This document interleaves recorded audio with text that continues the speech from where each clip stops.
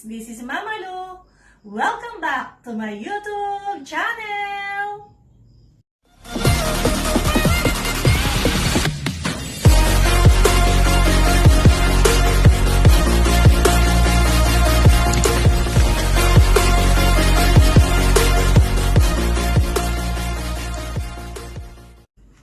Okay, so today we're going to talk about addition and subtraction of rational expressions. But before that, maaalala natin, nung elementary tayo, pag sinabi nating similar fractions, no? Pag sinabi nating similar fractions, these are fractions whose denominators are the same. So otherwise, they are dissimilar. So the definition of similar rational expression is analogous to similar fractions.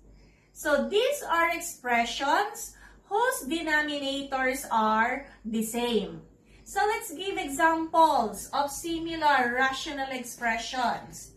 Okay, so example number 1. Let's say 3 over 5a and negative 2b over 5a.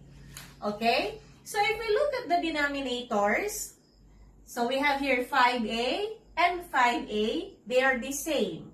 So these are similar rational expressions. Okay, another one. Let's say negative 2x over x squared plus 3x plus 2 and 2x minus 1 over x squared plus 3x plus 2. Okay, now these two fractions are examples of similar rational expressions. Ngayon, kapag ang naging given natin, let's say for example, a plus b over a squared plus 1 and a minus b over a squared minus 1. Can we still consider them as similar fractions or similar rational expressions? No. Okay, so these are not similar. So sila ay dissimilar rational expressions. Okay? So, we're clear about similar rational expression and dissimilar rational expression. Now, what is our rule when we are adding similar fractions? Hindi ba halimbawa 2/5 plus 1/5? Okay, we are adding two similar fractions. So what is the answer here? So our answer is, we have 2 plus 1 is 3 and the denominator is 5. Because they are similar, we just copy the same denominator. Okay? Now, what happens if we have 3/4 plus 1/2? Okay, these are dissimilar fractions, no? So in order to add dissimilar fractions, we have to change them first to similar fractions. Okay, gawin muna nating similar fractions. So how do we change this to similar fractions? Yes, correct. We're going to get the LCD, the least common denominator. Kinukuha lang natin yung LCD when we are adding or subtracting dissimilar fractions. Okay? Ano ba ang LCD nitong 3/4 at 1/2? Okay. Pag sinabi nating LCD, least common denominator, look at the denominators. We have 4 and 2. Okay? So, para makuha mo yung LCD, you are going to think of a number that is exactly divisible by 4 and 2. So what is that number?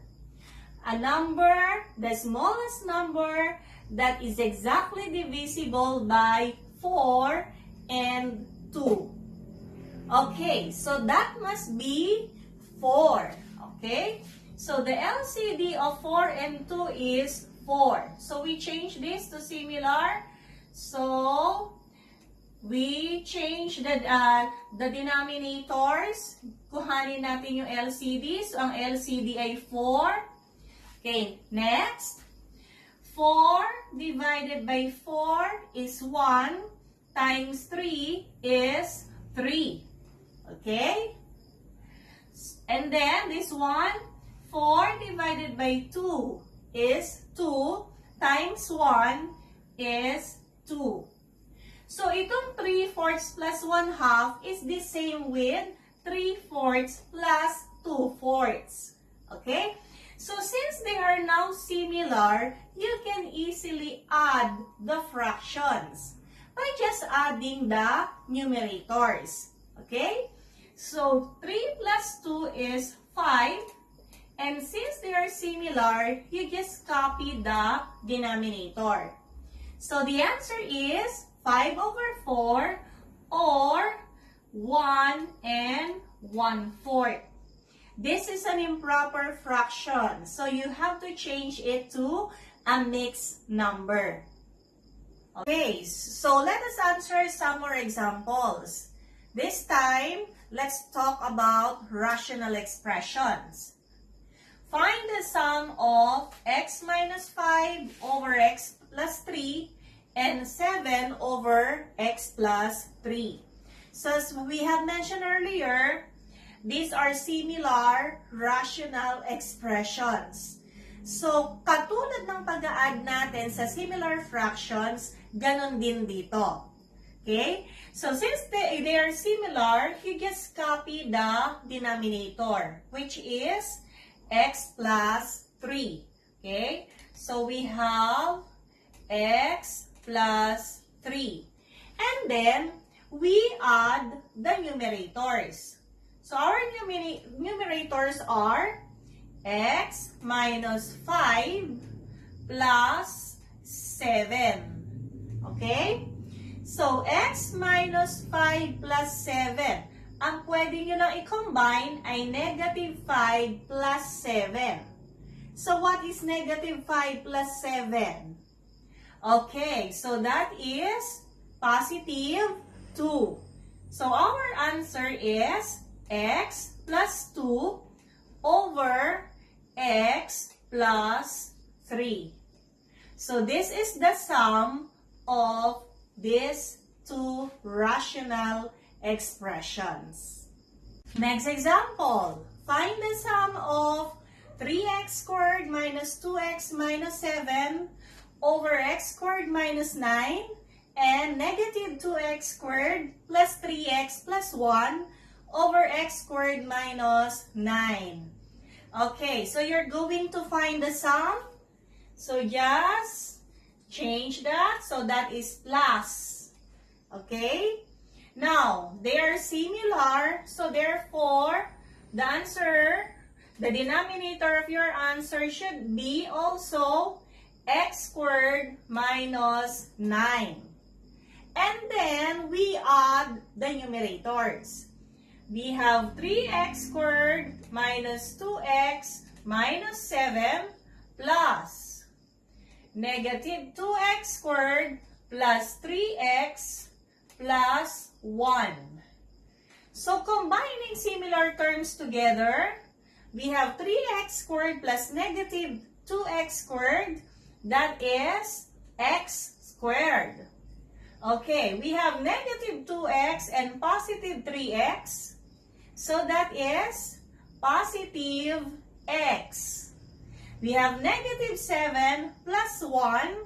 So that is negative 6 over x squared minus 9. Okay, now, let us see if we can still simplify our answer. Let's see if we can factor the numerator. X squared plus x minus 6. Yes, that is factorable.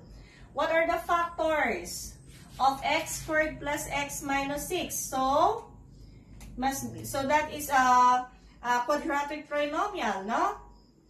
So for x squared, we have here x, negative 6. What are the factors of negative 6?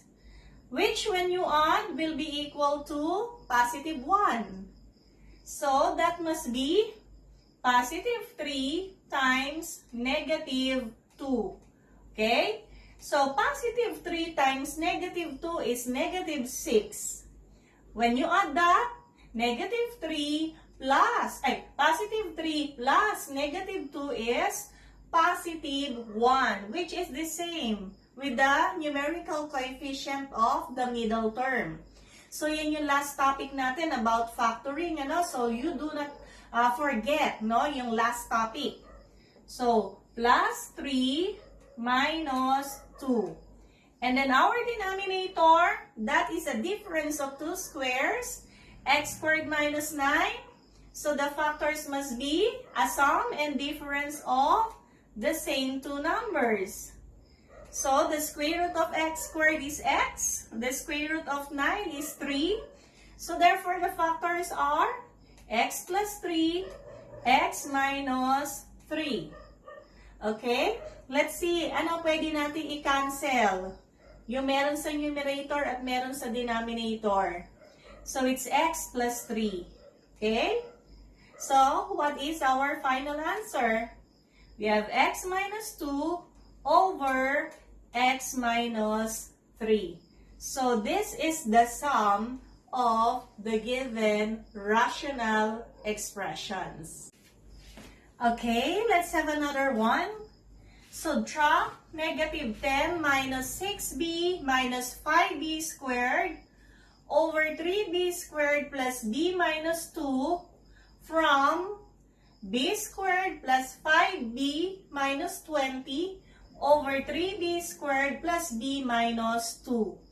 Okay, so these two fractions or these two rational expressions are similar. They have the same denominators. Okay, you're going to subtract from. So this one from, okay, this one will be your minuend. Okay, so we have b squared plus 5b minus 20 over 3b squared plus b minus 2 minus negative 10 minus 6b minus 5b squared over 3b squared plus b minus 2. Again, since they are similar rational expressions, so you just copy the denominator. Okay? So we have 3b squared plus b minus 2. And then we subtract the numerators. So b squared plus 5b minus 20 minus, okay, we enclose this by a parenthesis, negative 10 minus 6b minus 5b squared. Okay, now let's remove the parenthesis. This one is preceded by a negative sign. So we have b squared plus 5b minus 20. This is negative 10, so that's positive 10. Negative 6b, so that's positive 6b. Negative 5b squared, so that's positive 5b squared. Over 3b squared plus b minus 2.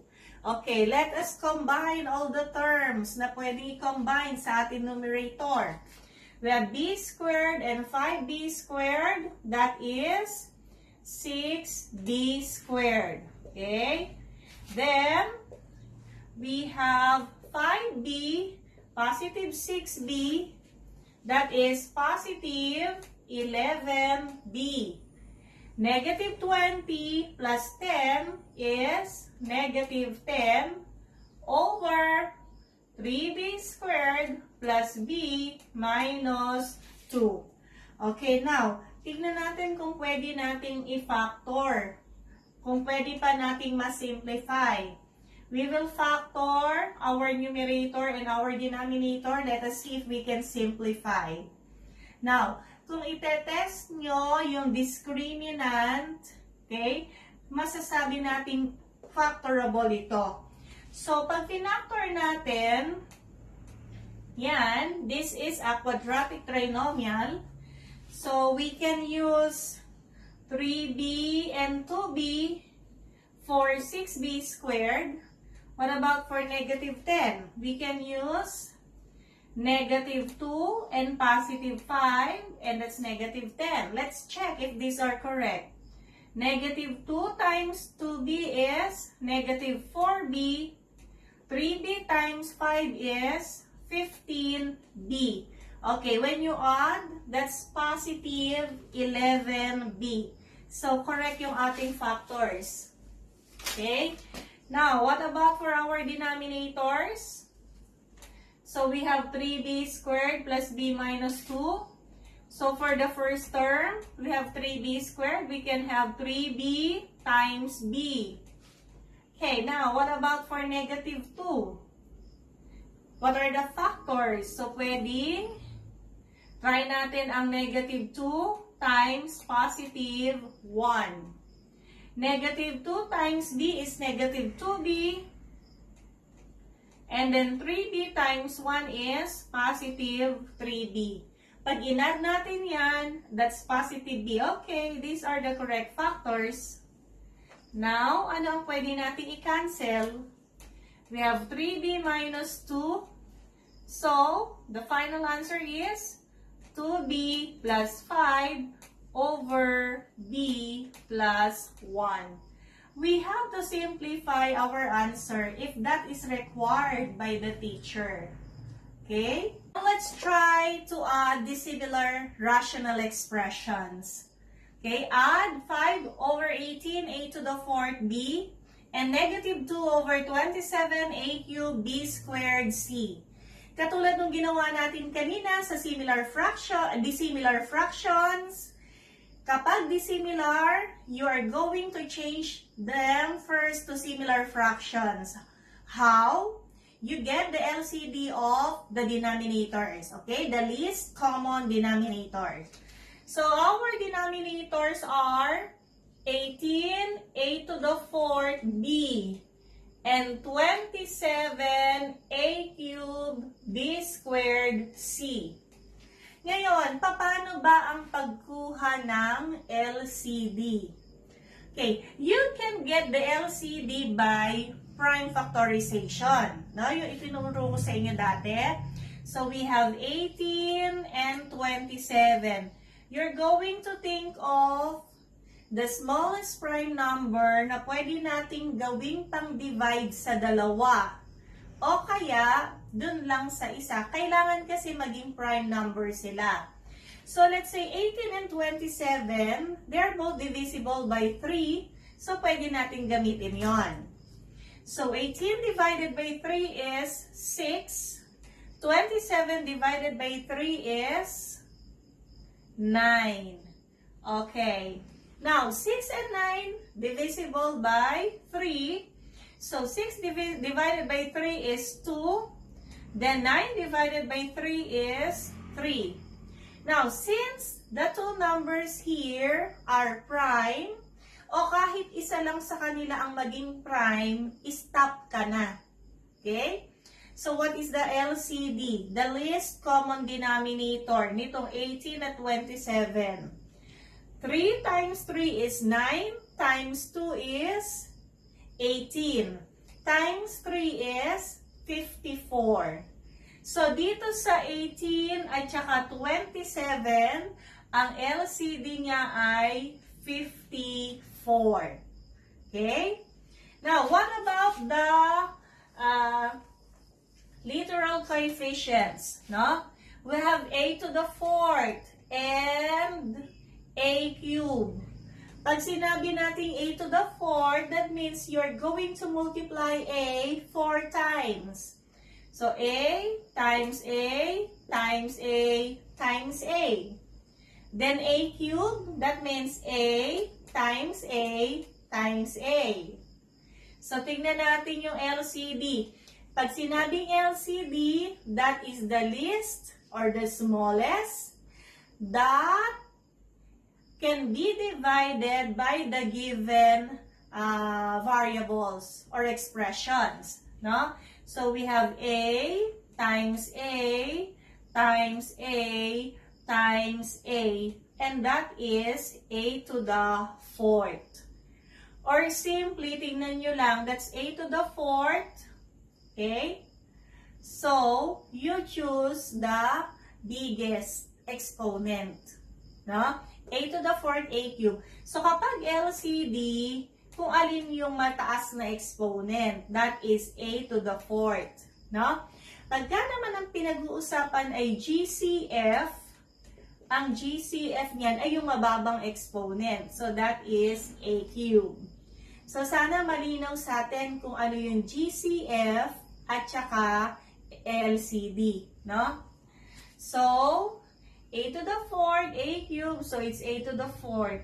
Now, what about b squared?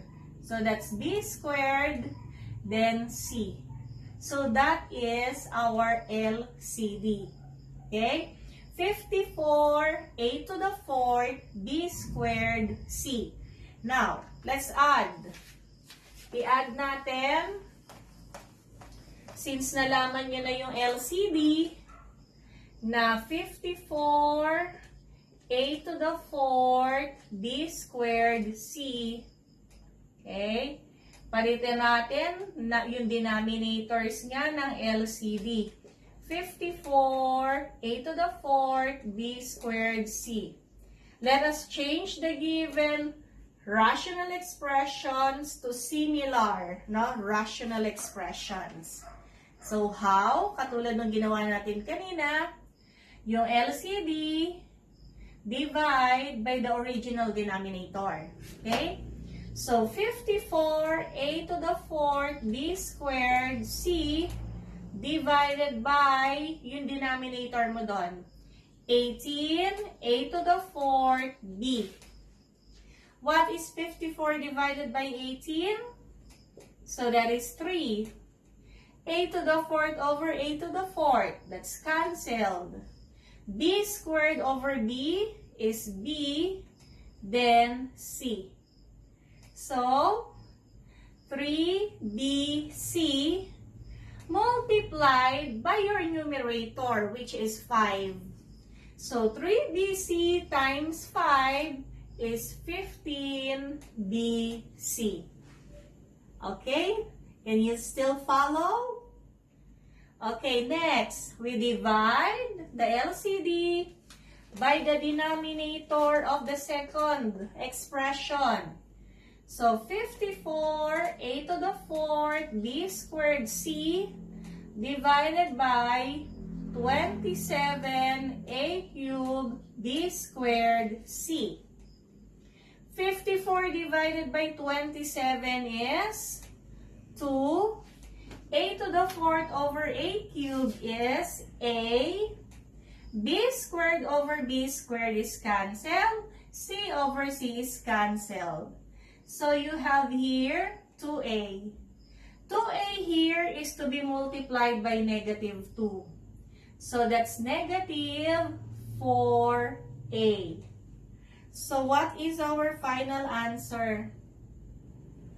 Our final answer is, okay, we can add now since they are similar. So you just copy the denominator, b squared c, and then add the numerators. 15bc plus negative 4a. Hindi mo sila pwedeng ipag-combine because they are not similar. So just write 15bc minus 4a over 54 a to the fourth b squared c. Okay, another one. We have 5 over n squared minus 4 minus 7 over 3n minus 6. Still, we are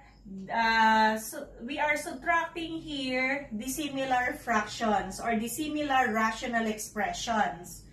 So we have to get the LCD. So n squared minus 4, this is difference of two squares. So ang factors niya ay sum and difference of the same two numbers, no? Sum and difference ng square root nila. So n, and then the square root of 4 is 2. So we have n plus 2, n minus 2. Okay? And then, the other denominator, we have 3n minus 6. What are the factors of 3n minus 6? So, that's common monomial factoring, no? So, 3n minus 6, the GCF, the common factor, is 3. So, 3n divided by 3 is n minus 6 divided by 3 is 2. So, we have the factors 3 times the quantity n minus 2. So, we write 3 here, walang katapat, and then n minus 2. Okay? So, the LCD, simply bring down 3, bring down n plus 2, and bring down n minus 2. That's the LCD. Okay? So, isulat natin sa ilalim niya yung factors para madali nating makita mamaya pag i-divide natin. So, this is n plus 2, n minus 2, then we have 3, n minus 2. Okay? So, nakita na natin that the LCD is 3, n plus 2, n minus 2. So, let's change, no? The given fraction or the given rational expressions to similar, no? Similar rational expressions. So, LCD is, pwede namang ganito yung style yung pag-isahin na lang natin. So, LCD, just write the LCD here. We have 3, n plus 2, n minus 2. Okay? So, divide tayo ngayon. Pinag-isa ko na lang. Hindi ko na siya pinaghiwalay para makatipid tayo sa space. So, 3n plus 2, n minus 2 divided by n plus 2, n minus 2. So, 3n plus 2, n minus 2 divided by n plus 2, n minus 2. Di ba? Cancel yan. Ang matitira na lang ay 3. Okay, so 3 times 5 is 15. Minus 3n plus 2, n minus 2, again, divided by 3n minus 2. Ano matitira? So that is n plus 2. So you have to multiply n plus 2 to 7. So minus 7, n plus 2. Okay? Now, let us distribute. We have 15, negative 7 times n. That's distributive, no? Negative 7n. Negative 7 times 2 is negative 14. Okay, over 3, n plus 2, n minus 2. So, ano yung ating pwedeng pagsamahin dyan na like terms? So, itong 15 tsaka negative 14. So, we have negative 7n plus 15 minus 14 is positive 1. So, plus 1 over 3n plus 2, n minus 2. So, yan yung answer. That's the difference. Okay? So, guys, kailangan hindi natin kinakalimutan yung previous lesson natin, factoring. That's very important here, no? in addition and subtraction.